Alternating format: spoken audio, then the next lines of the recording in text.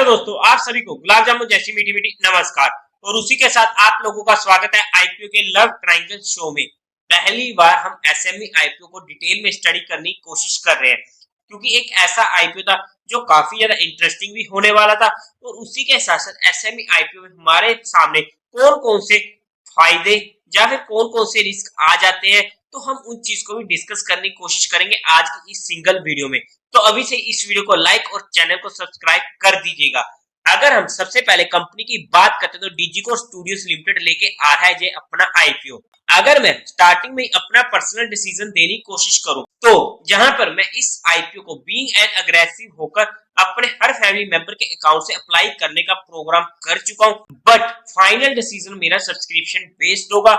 जहां पर जो भी मेरा इसमें फाइनल डिसीजन होगा वो मैं आप लोगों को अपडेट कर दूंगा टेलीग्राम चैनल पर भी, और साथ साथ मार्केट का पैचअप और ब्रेकअप शो में भी।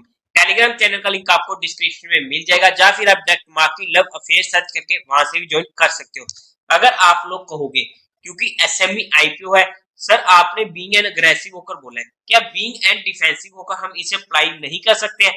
देखो, जो एसएमई आईपीओ होते हैं, क्योंकि वो काफी ज्यादा छोटे साइज के होते हैं, और जब भी काफी ज्यादा छोटा साइज होता है तो वहां पर हमें धमाका तो देखने को मिल ही जाता है, लेकिन वो किस साइड का देखने को मिलता है वहां पर वो मेजर पॉइंट आ जाता है। क्योंकि अगर मार्केट में कुछ भी ऊपर नीचे हुआ, या फिर आईपीओ आने से पहले कोई भी ऐसी न्यूज आ गई कंपनी के रिलेटेड जो कंपनी के लिए अच्छी नहीं होने वाली है, तो वहां पर जो धमाका ऊपर की साइड होना था वो नीचे की साइड भी हो जाता है। और उसी के साथ साथ जब एसएमई आईपीओ खुलते हैं तो वो टी टू टी सेगमेंट्स में खुलते हैं, और वहां पर जनरली सर्किट्स लगने की पूरी पूरी उम्मीद रहती है।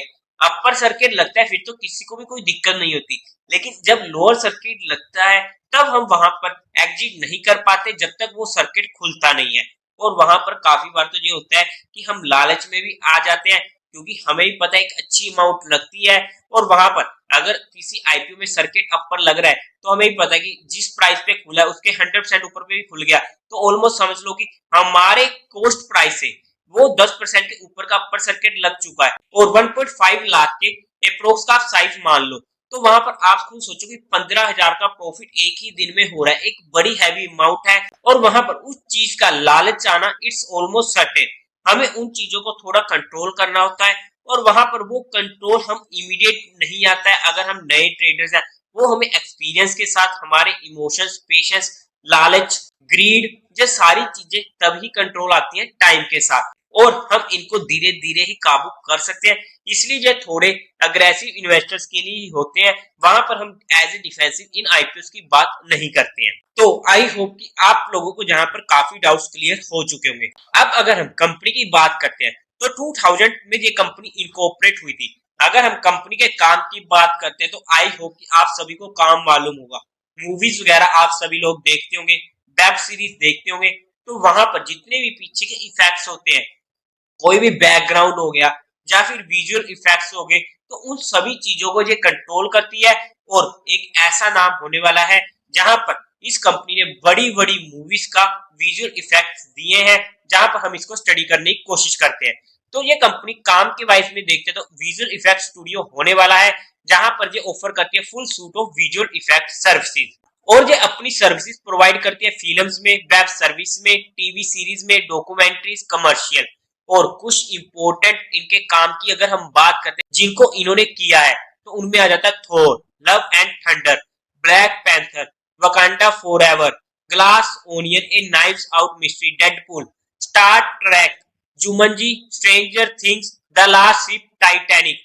आई होप कि आप लोगों ने इन सभी मूवीज के नाम सुने होंगे। Ghost Rider, Transformer, Crouching Tiger, Hidden Dragon, Sword of Destiny. मतलब कि सुने ही क्या होंगे, आप लोगों ने देखी भी होंगी, और एक नंबर की ये मूवीज होने वाली है।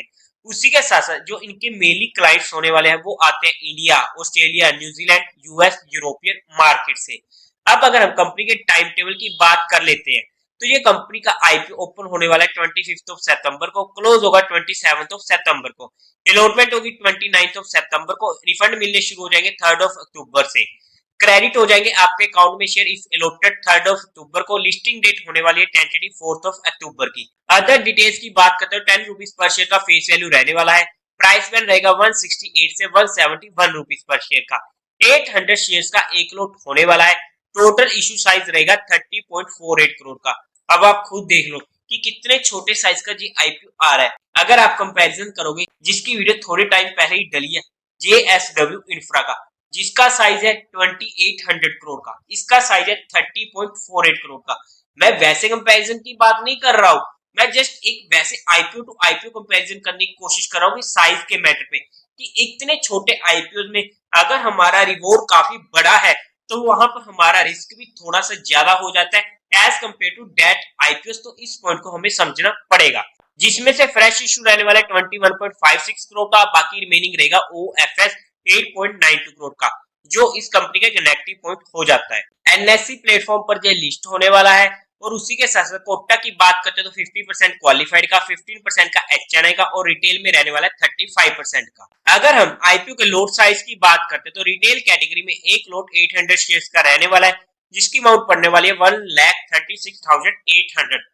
अब आप खुद सोचो कि एक अच्छी अमाउंट हमारी जहां पर लगती है रिटेल कैटेगरी में, जब हम मेन लाइन आईपीओ की बात करते हैं तो हमारी वहां पर मैक्सिमम अमाउंट लगती है 15,000 की, और जहां पर हमारी अमाउंट लग रही है 1.36 लाख की, जो एक हैवी अमाउंट हो जाती है। अगर वहां पर 10% के डिस्काउंट पर खुलता है तो हमें वहां पर सिर्फ 1500 रुपए का लॉस हो रहा है, और हमें जहां पर 30,500 रुपीज के करीब का लॉस हो रहा है। अब आप खुद सोचो कि हमारा जहां पर रिस्क कितना बढ़ जाता है। इसलिए हम जहां पर बीइंग एंड डिफेंसिव होकर इन आईपीओस की बात नहीं करते हैं, और हमारा माइंडसेट जहां पर क्लियर होता है कि जब भी हम इन आईपीओस को अप्लाई करते हैं तो हम सीधा बीइंग एंड अग्रेसिव होकर ही करते हैं। इस पॉइंट को हमें समझना पड़ेगा। बट हाँ, अगर हमारा इसमें रिस्क ज्यादा होता है तो हमें अच्छा रिवार्ड भी चाहिए होता है, तभी हम वहां पर उस चीज के लिए इंटरेस्टेड होते हैं, क्योंकि अगर रिस्क बड़ा है तो हमें रिटर्न भी बड़े मिलने चाहिए। और ना उसी के साथ साथ एसएमई आईपीओ के जो फाइनेंशियल्स वगैरह होते हैं ना, उनको जैसे मर्जी देखो बदला जाता है, जोड़ा जाता है, ये मुझे नहीं पता, बट क्योंकि छोटे साइज की कंपनीज होती है तो वहां पर जो उनके फाइनेंशियल्स को एडजस्ट करना हो, वहां पर वो करना कोई मेजर इशू नहीं है। तो वहां पर ये सिर्फ पॉसिबिलिटी की बात करूं, ऐसा होता है, ये जरूरी नहीं है। तो ऐसा भी हो सकता है कि उनके फाइनेंशियल में थोड़ा बहुत जोलजाल किया जा सके, क्योंकि उनके फिगर्स काफी छोटे होते हैं। और उसी के साथ साथ एचएनआई कैटेगरी में हमें मिनिमम 2 लॉट्स के लिए अप्लाई करना पड़ेगा। 1600 शेयर्स की क्वांटिटी हो जाएगी और अमाउंट पड़ेगी 2,73,600 की। मैं इस आईपीओ को अगर अप्लाई करूंगा तो रिटेल कैटेगरी में ही करूंगा, बिकॉज एचएनए के इसमें हमारे पुराने रूल्स ही लगते हैं, और एचएनए में हमें अलॉटमेंट प्रोपोर्शनेट बेसिस पर मिलेगी। और उसी के साथ साथ प्रमोटर होल्डिंग की बात करते हैं तो प्री इशू था 93.38% का, पोस्ट इशू रह जाएगा 66.55% का। अब अगर हम कंपनी के मेन मुद्दे पर चलते हैं, यानी कि फाइनेंशियल्स पर, तो टोटल असेट्स की अगर हम बात करें तो 31 मार्च 2021 में 7.97 करोड़ के देखने को मिले थे, जो 31 मार्च 2023 में पहुंच चुके थे 19.32 करोड़ के। लेटेस्ट में बात करते हैं फर्स्ट क्वार्टर में तो 25.18 करोड़ के हमें टोटल असेट देखने को मिल रहे हैं। एक अच्छी ग्रोइंग रेट जहां पर देखने को मिल रही है। रेवेन्यू की बात करते हैं तो 6.1 करोड़ से पहुंच चुके थे 36.92 करोड़ 2023 में, लेटेस्ट में 11.86 करोड़ के। अच्छी ग्रोइंग रेट जहां पर भी देखने को मिली है। प्रॉफिट आफ्टर टैक्स 1.8 लाख से पहुंच चुका है 3.89 करोड़ का, मतलब कि कितने ज्यादा गुना हो चुका है, आप लोग खुद समझदार हो। अगर हम इस क्वार्टर की भी बात करते हैं तो 2.7 करोड़ के हमें यहाँ पर प्रॉफिट आफ्टर टैक्स देखने को मिल रहा है। नेटवर्थ की बात करते हैं तो 8.13 करोड़ के लेटेस्ट क्वार्टर में, रिजर्व एंड सरप्लस भी 6.94 करोड़ के लेटेस्ट क्वार्टर में। टोटल बोरोइंग्स की इनके पास 9.12 करोड़ की हो चुकी है लेटेस्ट क्वार्टर में। अब अगर हम कंपनी के ऑब्जेक्टिव की बात करते हैं तो इनको फंडिंग वर्किंग कैपिटल की रिक्वायरमेंट है, जनरल कॉर्पोरेट पर्पस के लिए और साथ ही साथ ऑफर की एक्सपेंसेस के लिए। अब अगर हम कंपनी के फंडामेंटल्स की बात कर ले तो पीई रेशियो निकल कर आती है 4.63 की, आरओई निकल कर आती है 74.03% की, आरओसी निकल कर आती है 92.23% की। काफी ज्यादा अच्छी हमें देखने को मिल रही है। डेट टू इक्विटी रेशियो 1.03 का है, ओके ओके है। ईपीएस की बात कर रहे हैं तो 36.95 की, काफी अच्छा देखने को मिल रहा है। 74.03% का रिटर्न ऑन नेटवर्थ, मतलब कि फंडामेंटल हमें काफी अच्छे देखने को मिल रहे हैं। अगर हम पीयर टू पीयर कंपैरिजन में जाकर देखते तो फैंटम डिजिटल इफेक्ट लिमिटेड, जिसका पी रेशियो निकल कर आता है 33 का, अपने पीयर से ये काफी सस्ता में देखने को मिल रहा है। प्राइम फोकस जिसका पी माइनस में चल रहा है। अगर हम वैल्यूएशन वाइज देखते हैं तो एक अच्छी वैल्यूएशन मतलब कि जहां पर हमारे लिए कंपनी ने एक अच्छा खासा स्कोप छोड़ा है लिस्टिंग गेन का, जो हमारे लिए पॉजिटिव पॉइंट हो जाता है। अब सबसे मेजर इशू, क्योंकि एक आईपीओ का साइज अच्छा खासा है, चलो हमें प्रॉफिट भी हो गया, मान लिया कि हमें इसे लिस्टिंग गेन के लिए जाना चाहिए या लॉन्ग टर्म के लिए जाना चाहिए। बिकॉज सबसे पहले हमारा माइंडसेट जहां पर क्लियर रहना चाहिए किसी भी आईपीओ में, कि वहां पर हम उस आईपीओ को किस पर्सपेक्टिव से अप्लाई करें, लॉन्ग टर्म के पर्सपेक्टिव से या लिस्टिंग गेन के पर्सपेक्टिव से। देखो, अगर मैं अपनी बात करूं तो मैं आईपीओ को सिर्फ लिस्टिंग गेन के पर्सपेक्टिव से अप्लाई करता हूं, लॉन्ग टर्म में मैं नहीं जाता हूं। लॉन्ग टर्म के लिए मेरे पास सबसे बेस्ट ऑप्शन आ जाती है म्यूचुअल फंड्स की। अगर आप लोगों को म्यूचुअल फंड में या इंश्योरेंस सेगमेंट में कोई भी हेल्प चाहिए हो, या आपकी कोई भी क्वेरी हो, या आपको कुछ भी ओपन कराना हो, तो डिस्क्रिप्शन में मेरा नंबर मिल जाएगा, आप मुझसे कांटेक्ट कर सकते हैं। आपकी क्वेरी को जल्दी से जल्दी सॉल्व करने की कोशिश की जाएगी। और अगर हम एसएमई आईपीओ में बात करते हैं, बिकॉज एसएमई आईपीओ में अगर हमें मिलता है तो पूरा का पूरा लोट मिलेगा, और जब हमें एग्जिट करना है तो वो भी पूरा का पूरा लोट एग्जिट करना पड़ेगा। हम पार्शली बेसिस पे जहां पर एग्जिट नहीं कर सकते हैं, क्योंकि छोटे साइज की कंपनीज होने की वजह से जहां पर जो सेबी के रूल्स है कि आपको पूरा का पूरा लोट्स में ही खरीदना और बेचना पड़ेगा, तो वहां पर ऐसा तो पॉसिबल नहीं है कि हम कुछ क्वांटिटी को हम लेके चले जाएं लॉन्ग टर्म में और बाकी को निकाल कर हम प्रॉफिट बुक कर ले।